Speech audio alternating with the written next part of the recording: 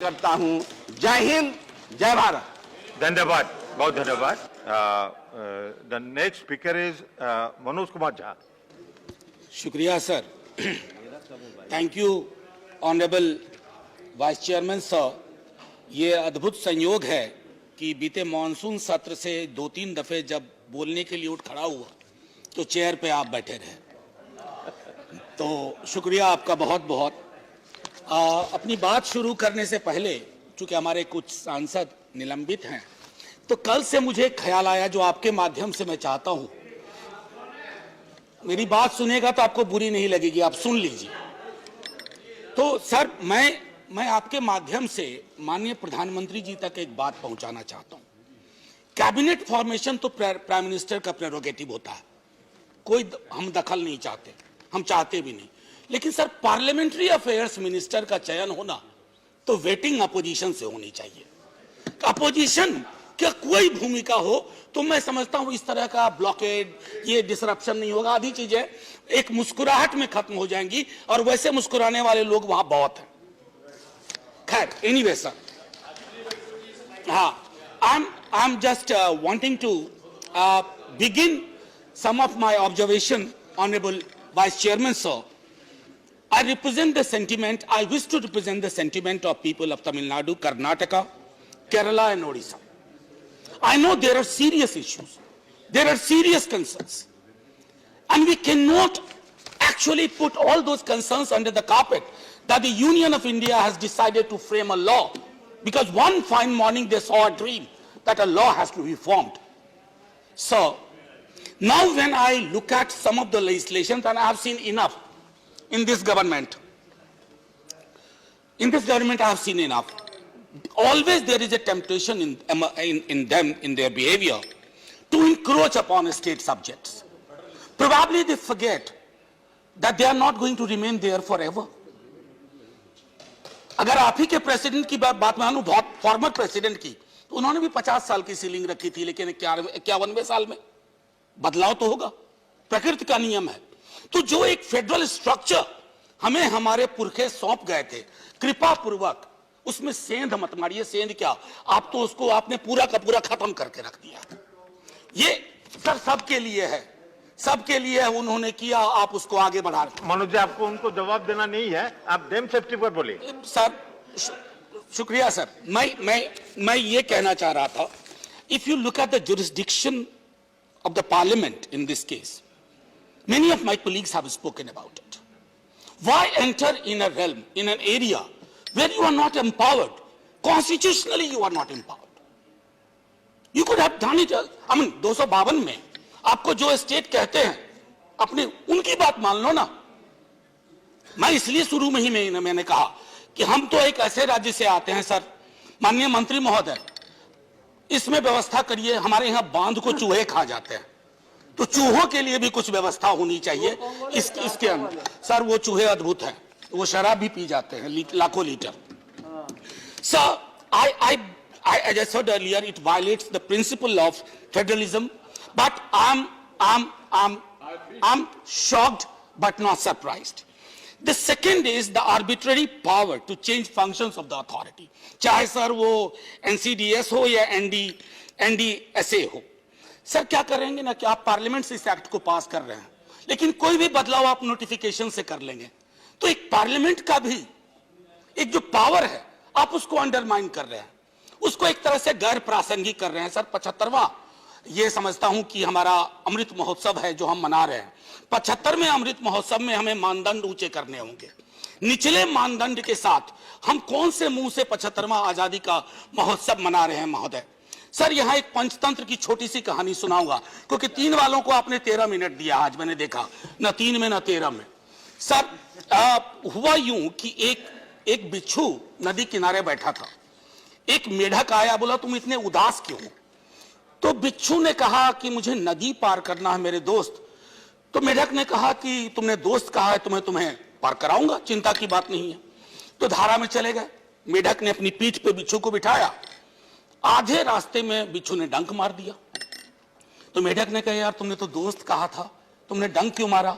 बोला दोस्ती अपनी जगह, लेकिन डंक मारना मेरी फितरत है।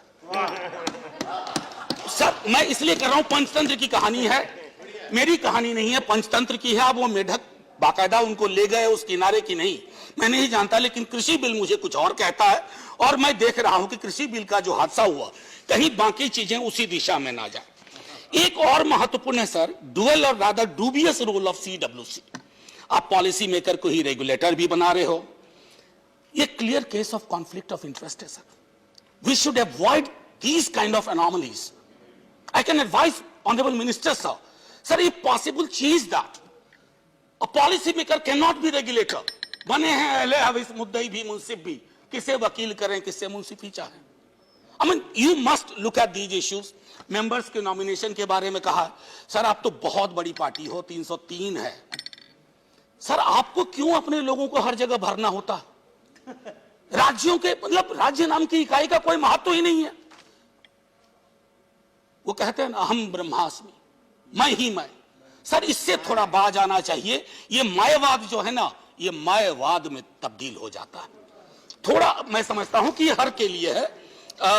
अच्छा आगे एक मंत्री महोदय, स्ट्रक्चरल सेफ्टी पे बहुत फोकस है sir, which is good if I leave aside everything, but operational safety हमारे यहां ज्यादातर जो डिजास्टर हुए हैं वो ऑपरेशनल सेफ्टी मैकेनिज्म की चूक के कारण, उसकी इनएडिक्वेसीज के कारण हुए हैं।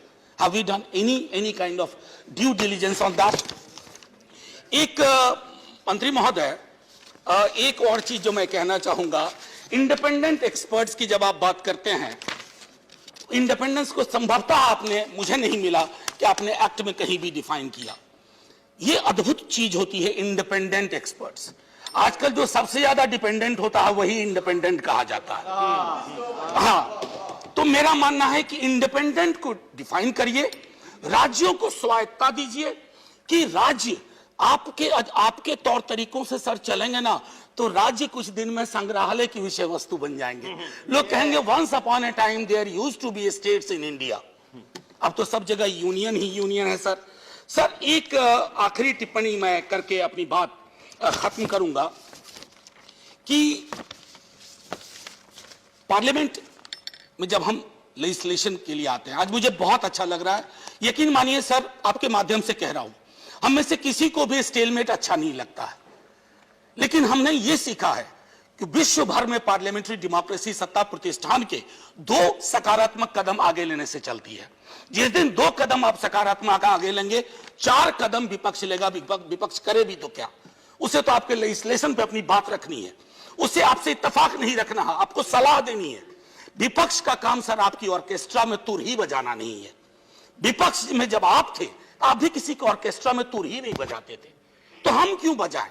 बस हम इतना आग्रह करूंगा आपसे, एक बार मान्यताओं को देखते हुए, शिवा ने जो प्रपोज किया था इन्होंने, जिसमें मैं भी सिग्नेटरी था, सिलेक्ट कमेटी को भेजिए ना, please send it to select committee.